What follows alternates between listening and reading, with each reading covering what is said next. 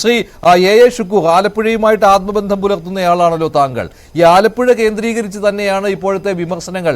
അതായത് ആദ്യ വെടി പൊട്ടുന്നത് ആലപ്പുഴയിൽ നിന്ന് എന്ന രീതിയിലാണ്. പക്ഷേ അത് പിണറായി വിജയനെതിരെയുള്ള ഒരു നീക്കമായിട്ട് പാർട്ടിയിൽ ഉയർന്നു വരുന്നു എന്നൊക്കെ നമുക്ക് വെറുതെ ചിന്തിച്ചു പോകാനല്ലേ പറ്റുകയുള്ളൂ. അതല്ലാതെ അങ്ങനെ ഒരു കാര്യമേ ഇപ്പോഴത്തെ CPM രാഷ്ട്രീയത്തിൽ സംഭവിക്കുകയില്ലല്ലോ.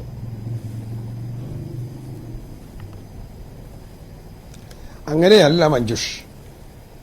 കേരളത്തിലെ ഇപ്പോൾ നടന്ന പാർലമെന്റ് തെരഞ്ഞെടുപ്പിന് ശേഷം ഉണ്ടായിട്ടുള്ള സാഹചര്യങ്ങൾ നമ്മളൊന്ന് വിലയിരുത്തപ്പെടുമ്പോൾ CPMന് ഏറ്റവും കൂടുതൽ വോട്ടുകൾ ചോർന്നുപോയ സ്ഥലമാണ് ആലപ്പുഴ ജില്ല.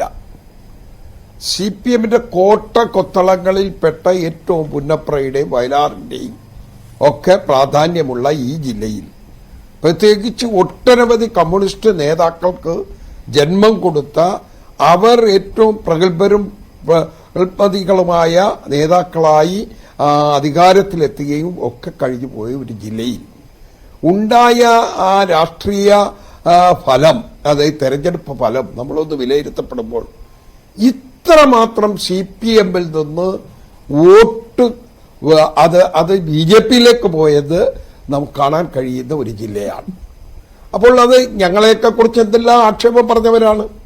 കോൺഗ്രസിൽ നിന്ന് MLA പോകുന്നു, MP പോകുന്നു, അല്ലെങ്കിൽ അത്തരത്തിൽ അധികാര സ്ഥാനത്തിരിക്കുന്നവർ പോകുന്നു. ഇത് പാർട്ടി ഗ്രാമങ്ങൾ പോലും ഒലിച്ചുപോയി. അപ്പോ എങ്ങോട്ടാ പോയത്? BJPയിലേക്കാണ് പോയത്. വേറെ എങ്ങോട്ടും പോയില്ല. കുറച്ചാളുകൾ വേണമെങ്കിൽ മറ്റൊരു രൂപത്തിൽ വോട്ട് ചെയ്യാതിരിക്കുകയോ മറ്റൊരു രൂപത്തിലുണ്ട്, അതും കണക്കെടുത്താൽ കാണാൻ കഴിയും. അപ്പൊ അതിന്റെ എല്ലാം അടിസ്ഥാനത്തിൽ ജി സുധാകരനായാലും തോമസ് ഐസക് ആയാലും മറ്റ് കമ്മ്യൂണിസ്റ്റ് നേതാക്കളായാലും ഇപ്പൊ ഏറ്റവും ഒടുവിൽ KE ഇസ്മായിൽ അടക്കം പറഞ്ഞിട്ടുള്ള കാര്യങ്ങൾ ഗൗരവമുള്ളത് തന്നെയാണ്. ആ ഗൗരവമുള്ള കാര്യം, ഞങ്ങൾ ഒരിക്കലും ഒരു വർഗീയ ഫാസിസ്റ്റ് സംഘടന സംവിധാനം കേരളത്തിൽ വളർന്നു വരണം എന്ന് ആഗ്രഹിക്കുന്നവരെയല്ല കോൺഗ്രസ്. കമ്മ്യൂണിസ്റ്റ് പാർട്ടി എല്ലാ കാലവും മാർക്സിസ്റ്റ് പാർട്ടി പറഞ്ഞുകൊണ്ടിരുന്നത് അതാണ്. ഞങ്ങളാണ് ഇതിനെ തടഞ്ഞു നിർത്തുന്ന ശക്തി എന്നൊക്കെയാണ് എല്ലാ കാലത്തും പറഞ്ഞിട്ടുള്ളത്. അപ്പോൾ ഇതെല്ലാം പരിശോധിക്കപ്പെടുമ്പോൾ നമുക്ക് മനസ്സിലാക്കാൻ കഴിയുന്നത്, ഒന്നാം പിണറായി സർക്കാരിന്റെ കാലമായാലും രണ്ടാം പിണറായി സർക്കാരിന്റെ കാലമായാലും ആ ഘട്ടത്തിലെല്ലാം ഉണ്ടായിട്ടുള്ള ഭരണകാലഘട്ടത്തിലെ അഴിമതികൾ സംബന്ധിച്ചുള്ള കാര്യങ്ങളിൽ ഈ വളരെ കൂടുതൽ അമർഷവും പ്രതിഷേധവും ഈ തെരഞ്ഞെടുപ്പിൽ ഈ റിസൾട്ട് ആലപ്പുഴ അടക്കം മറ്റു സ്ഥലത്ത്, ആലപ്പുഴയിൽ ഏറ്റവും കൂടുതൽ ഉണ്ടായത് അതിന്റെ അടിസ്ഥാനം. പക്ഷേ ശ്രീ എ ഷുക്കൂർ, താങ്കൾ ഈ തെരഞ്ഞെടുപ്പ് റിസൾട്ട് വന്നതിന് ശേഷമുള്ള പ്രതികരണങ്ങൾ CPMന്റേത് ശ്രദ്ധിച്ചിട്ടുള്ള ആളാണല്ലോ. ഇതിലൊക്കെ നിങ്ങളെ കുറ്റപ്പെടുത്തിക്കൊണ്ടുള്ള കാര്യങ്ങളാണ് വന്നത്. കാരണം ഇവിടെ BJPക്ക് അക്കൗണ്ട് തുറക്കാൻ കഴിഞ്ഞത് തൃശ്ശൂരിൽ കോൺഗ്രസ് സഹായിച്ചത് കൊണ്ട് ആണ് എന്നുള്ള കാര്യം ഇപ്പോഴും അങ്ങനെ തന്നെ നിൽക്കുകയാണ്. ആ രീതിയിലുള്ള വിമർശനങ്ങളാണ് CPMൽ നിന്ന് ഉണ്ടാകുന്നത്. മാത്രമല്ല, നിങ്ങളുടെ വോട്ടുകളും കുറഞ്ഞിട്ടുണ്ട് എന്ന കാര്യം എടുത്തു പറഞ്ഞുകൊണ്ട് അതിന്റെ കണക്കുകൾ പോലും ഗോവിന്ദൻ മാസ്റ്റർ പറയുകയാണ്. നിങ്ങൾക്ക് എന്ത് നേട്ടമുണ്ടാക്കാൻ കഴിഞ്ഞിട്ടുണ്ട് എന്ന് അദ്ദേഹം 2019 താരതമ്യം ചെയ്തുകൊണ്ട് പറയുകയാണ്. 2021 അത് ലോക്സഭാ തെരഞ്ഞെടുപ്പ് ടു ലോക്സഭാ തെരഞ്ഞെടുപ്പ് അങ്ങനെ താരതമ്യം ചെയ്യണമെന്ന് അദ്ദേഹം ക്ലാസ് എടുക്കുകയാണ് പൊതുസമൂഹത്തോട്.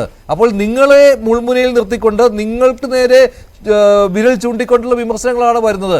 അപ്പോൾ പിന്നെ ഐസക്, താങ്കൾ പറഞ്ഞു, ഞാൻ തുടക്കത്തിലെ ചോദ്യത്തിൽ അങ്ങനെയല്ല കാര്യങ്ങൾ, ഐസക് പറഞ്ഞതിനും സുധാകരൻ പറഞ്ഞതിനും ഒക്കെ അതിൻ്റെതായ മെറിറ്റിൽ ഉൾക്കൊള്ളേണ്ടി വരും CPM എന്നാണ്. പക്ഷെ ഇല്ല എന്ന് ഇപ്പോൾ തന്നെ കാര്യങ്ങൾ വ്യക്തമാണല്ലോ. അതല്ല, അങ്ങനെയല്ല മഞ്ജുഷേ.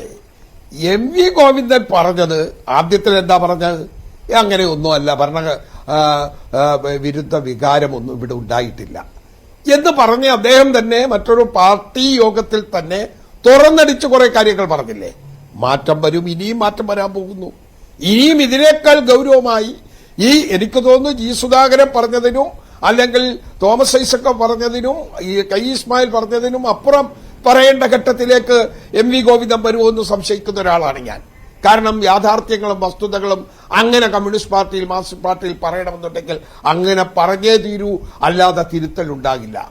ഇവിടെ ഞങ്ങളുടെ വോട്ട് കുറഞ്ഞു എന്ന് പറയുന്നത് തൃശ്ശൂർ ആധാരമാക്കിയാണ്. തൃശ്ശൂരിൽ നിങ്ങൾ മനസ്സിലാക്കണം, കഴിഞ്ഞ 5 വർഷക്കാലമായി ഒരു സ്ഥാനാർത്ഥി എന്ന നിലയിൽ അദ്ദേഹം രാജ്യസഭാ MP കൂടിയാണ്. അദ്ദേഹത്തിന്റെ ഒരു പ്രവർത്തന ഫലം വ്യക്തിപരമായി വോട്ടുകൾ സ്വാധീനിക്കാൻ ആ സ്ഥാനാർത്ഥിക്ക് കഴിഞ്ഞിട്ടുണ്ട്. താങ്കളിലേക്ക്